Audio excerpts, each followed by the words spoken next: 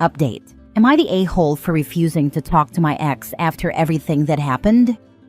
Original post. I, 34 male, am struggling with whether I'm in the wrong for refusing to talk to my ex. Sarah, 29 female.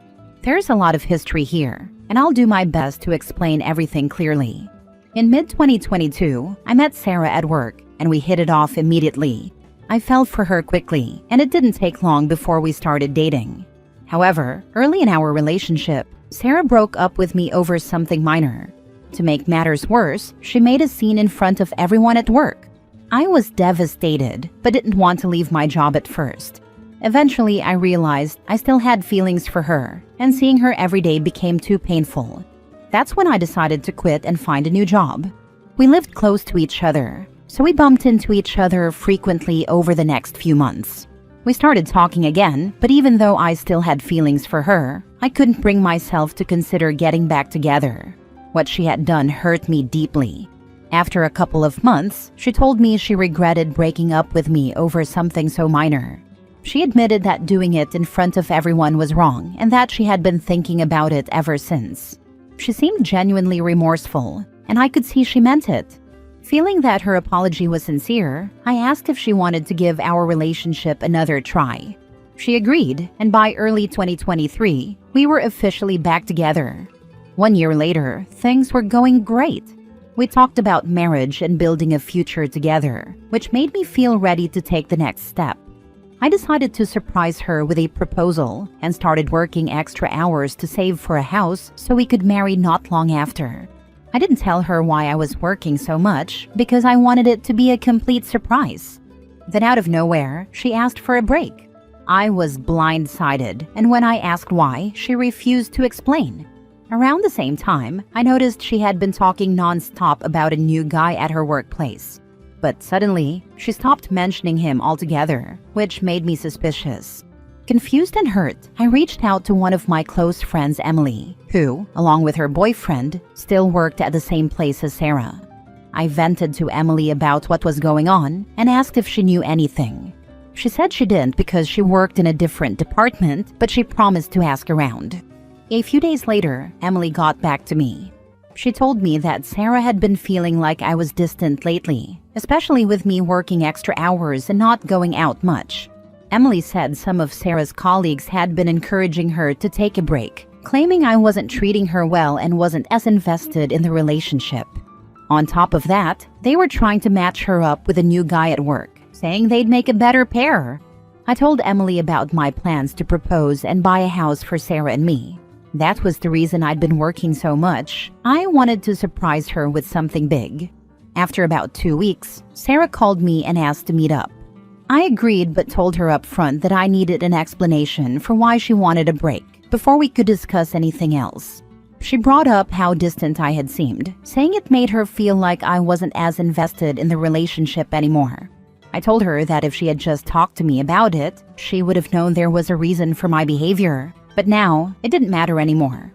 Then she mentioned the new guy at her workplace. I said his name before she could, and she looked surprised, asking how I knew.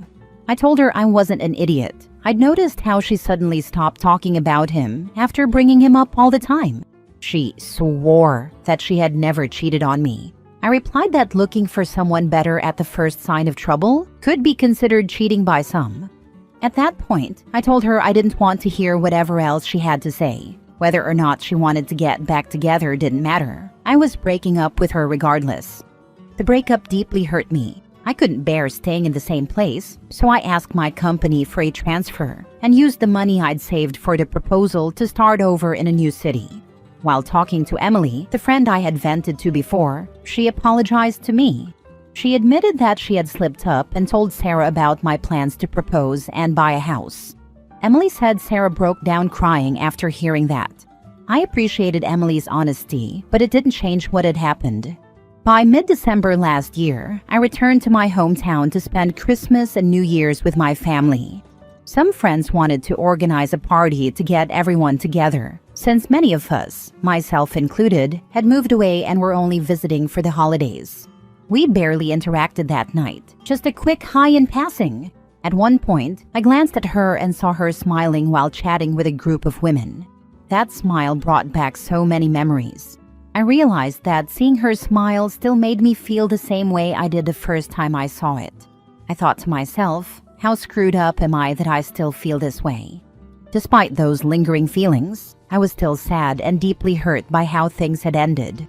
Looking back, I also started to blame myself. I should have paid more attention to how she was feeling. I could have told her about the extra work and why I was doing it. Maybe things would have turned out differently. Later that evening, one of my friends mentioned that Sarah's relationship with the guy from her work had only lasted a couple of months. After the holidays, I planned to return to the city where I now lived. My vacation ended on January 6th, so I decided to leave on Friday. That way, I'd have Saturday to sort everything out at home and prepare for the week ahead, with Sunday to relax before going back to work. Before I left, one of my friends from back home called me. He said he had a favor to ask on behalf of someone else and warned me that I wouldn't like it. I could already feel my stomach sinking. Then he told me it was Sarah. She was moving to the same city where I live to work at her relative's company, and she needed a ride. He asked if I could take her. I didn't even think about it before I said no.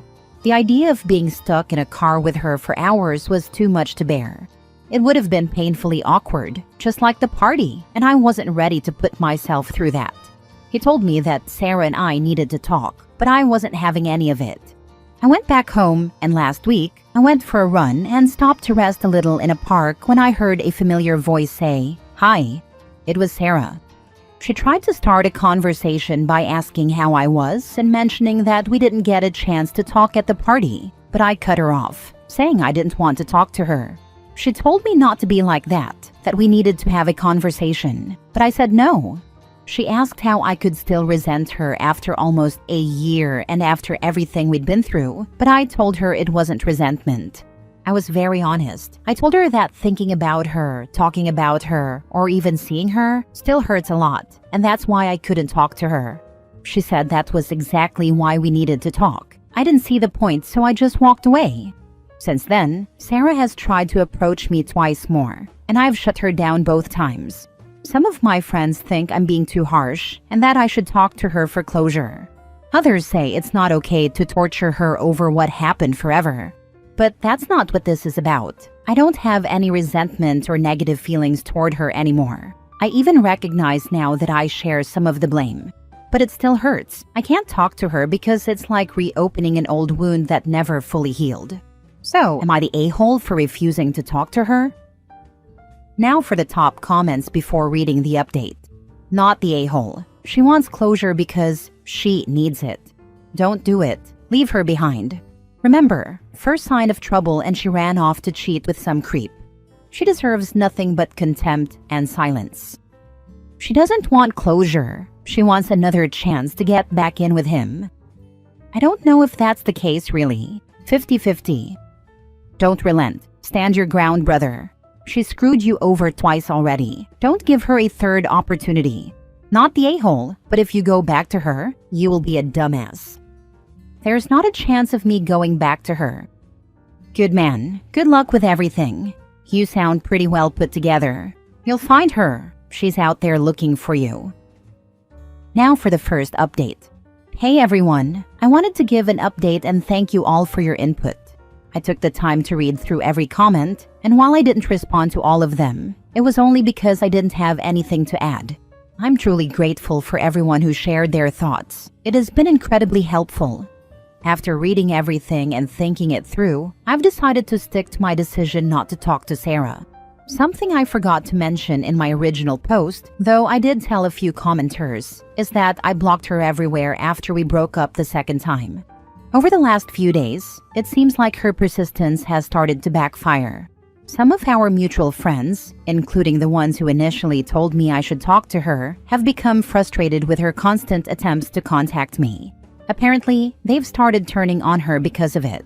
3 days ago, Emily, the friend I vented to back then, made a post on social media about stalkers. She didn't name Sarah, but a lot of people picked up on what she meant. I've also seen several comments on my original post suggesting that Sarah might have been stalking me. Her job in the same city and her coincidental appearance at the park all line up with that theory. For what it's worth, I know her uncle owns a company here, so maybe that is really why she moved. But honestly, it's not my problem, and I'm not going to look into it. Things have been quieter, friends have dropped the subject, and Sarah hasn't tried to reach out again. That is until yesterday. I watched the UFC event with some coworkers. When it ended, I was heading to my car when my phone rang.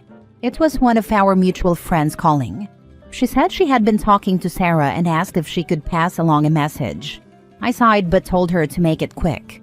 The message was simple. Sarah said she understands why I don't want to talk to her. She promised she wouldn't try to reach out again, but added that she still thinks we need to talk. She said the door is open if I ever want to. I told my friend I didn't have a message to pass back and asked her not to bring up Sarah again in our conversations. If what Sarah said is true, it's a relief, but I'm not holding my breath. I wouldn't be surprised if she tries something else. Maybe she thinks giving me space will make me go to her, but it won't. That chapter of my life is closed. Right now, I just want to focus on myself. I probably won't be dating anyone anytime soon. If there is one thing I've learned, it's that I need to get to know people better before jumping into a relationship. I've also been thinking about how loosely I use the word friend. That is another part of my life I need to rethink. Some of the people I have called friends have proven they don't have my best interests at heart. A few people suggested therapy in the comments, and I'll admit it is something I've been considering. For now, I'm giving myself time to heal on my own, but if I still don't feel right after a while, I will look into it. Thanks again to everyone who took the time to comment. Your advice has been a huge help in sorting all this out. This is exactly why monkey branching is a terrible dating practice. It's cheating with extra steps. That's why she keeps pushing. She knows what she did, just like she knows what she lost. Yet, ironically, she's too naive to understand that even if y'all got back together, you don't look at her the same. That's totally understandable. You're right, it would not be the same. Especially since they actually dated after you two broke up. To think that she went along with it right after finding out about the plans to propose just seems really selfish and inconsiderate of the full situation. Glad to hear you are prioritizing yourself, OP. It sounds like you're doing well and moving on. Keep focusing on yourself and enjoying what you have. If you feel you need counseling, do it when you are ready. Good luck. I think now people around me understand my situation and what I truly need. That will help a lot. Now for the final update. There's been no sign of Sarah these past few weeks, and no one's brought her up in conversation either. That's a good thing. Then last Tuesday, February 11th, I got a DM from Sarah's mother. She said she wanted to apologize for her daughter's behavior and asked me to call her. I've always had a great relationship with Sarah's parents. They're genuinely good people. Even during both breakups, they were always respectful and never overstepped. I didn't really want to talk about Sarah anymore, but I also didn't want to ignore her mother. After thinking it over for a few minutes, I decided I'd call her. However, if she tried to convince me to speak with Sarah or anything along those lines, I'd politely end the conversation. When she answered, she put me on speaker so Sarah's father could join in. I half expected to hear Sarah's voice too, but fortunately that didn't happen. The conversation itself was actually really good. They started by apologizing for Sarah's recent behavior. I immediately told them they had nothing to apologize for, but they insisted, saying they felt it was the right thing to do. They also told me they had no idea what had been going on until recently. Once they found out, they called Sarah and had a long talk with her. Her father admitted that it was the kind of conversation he'd expect to have with a teenager, not an almost 30-year-old woman. Sarah promised them she'd stay away from me and seek therapy. I felt relieved, not just for myself, but for her too. Everything that happened between us wasn't great, but I genuinely wish her the best. I hope she finds happiness. Before we ended the call, I thanked her parents and reiterated how much I respected and admired them. Now I can finally say with certainty that this is over. Sarah would never betray her parents' trust. Thank you all for the advice. It really meant a lot. I think it's time to finally move on from all of this. Yeah, I've been feeling better lately.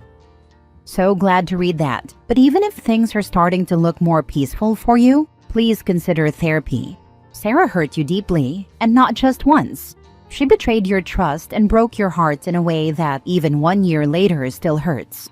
Therapy is just so that you can find closure and allow your healing process to come to an end if you're ready. Keep in mind that Sarah left you with a lot of emotional baggage that could potentially strain an otherwise healthy future relationship. You deserve happiness, and a therapist might guide you to the point where you can fully close the chapter on Sarah emotionally. I wish you all the best. Thanks. I haven't made a decision about therapy yet. Her parents felt the need to call because she was seriously stalking you. I am relieved this is over for your sake, but I would definitely tread carefully. They probably felt the need to intervene before the law got involved. If it kept happening, I'd have no choice. Last story. Am I the a-hole for telling my girlfriend I wouldn't make her coffee anymore unless she stops micromanaging me? So for context, I, 24 male, and my girlfriend, 23 female, have been together for about 2 years, living together for roughly 6 months. Normally, we have a good routine. I wake up first, make coffee, and she wakes up to a nice hot cup. Recently, though, she started getting really particular about how she wants it done. She insists on using this super specific method, measuring the grounds to the exact gram, pre-warming the mug in the microwave for 30 seconds, adding the milk at a certain temperature, and on and on. At first, I tried to oblige because, hey, if she loves coffee that much, I want to make it nice for her. But it got to a point where every time I handed her a cup, she'd grill me. Did you weigh the grounds first? Did you warm the mug? Is this whole milk or 2%? If anything was off, even by a tiny bit, she'd sigh and say it wasn't as good as the right way. One morning, she literally took the mug from me, dumped it down the sink, and started the process herself, while ranting that I never do it the right way. I got frustrated and told her, if you're going to be this picky, just make your own coffee. I'm done making something, only to be told how it's wrong every time. She got upset and said I was overreacting, that she just wants her coffee a certain way, and that I should respect her preferences. I argued that I was respecting her preference. I just didn't appreciate the constant criticism or micromanaging. She accused me of being lazy and unaccommodating. Now, I'm feeling guilty because I do want her to enjoy her morning coffee, but I'm also tired of feeling like I'm a barista under constant scrutiny. Am I the a-hole for telling her she can just handle it herself until she stops micromanaging me? Or should I just suck it up and follow her super detailed instructions? Now for the comments. Not the a-hole. If I ask my boyfriend to do something for me, I accept that it is a favor and I can't be picky. Like, babe, will you please help me clean out my car? It'd be really nice and a huge help. But when he does, I don't go white glove it and complain that he didn't wipe out the cup holders. He was being kind and helpful, but he's not my servant. You can't expect others to do nice things for you if you're nasty about your expectations for how they're done. It's that simple. She sounds like a piece of work. My house rule, if you don't like the way I do things, then you get to do it yourself the way you want it. Otherwise, don't complain. Not the a-hole. I like my tea in very specific ways. If someone drops a Lipton's bag in a cup and pours microwaved water over it, I say thank you and drink my terrible tea. Then I go make fancy stuff for myself. That's the only acceptable way to deal with someone making you a morning drink. You thank them, drink it, and then make a cup your preferred way. Agreed. I'm also picky on tea. That being said, I will drink the damn tea offered. I can be picky with my own damn teapot that I make myself.